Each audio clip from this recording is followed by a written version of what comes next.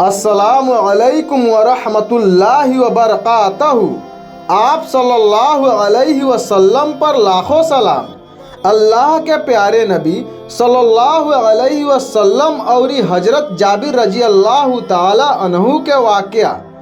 एक बार के बात है कि सफ़र के दौरान मोहम्मद सल्लल्लाहु अलैहि वसल्लम जाबिर रजी अल्लाह ताला अन्हु से कहनी, अय जाबिर, का तू अपन ऊँट हमरा से बेचल चाहत रह?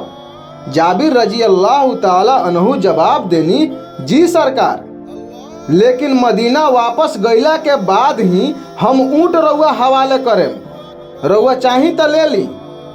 आप सल्लल्लाहु अलैहि वसल्लम कहनी, का अपन ऊँट तू एक दिरहम में बेचबा?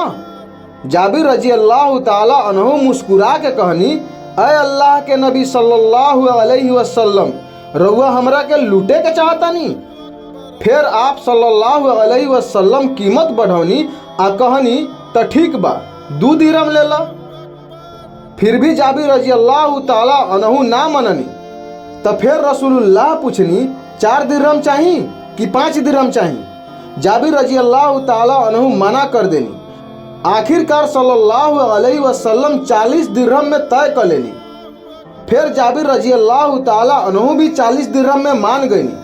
या रसूलुल्लाह सल्लल्लाहु अलैहि वसल्लम, आप हम सब पे नजरे करम फरमाइए।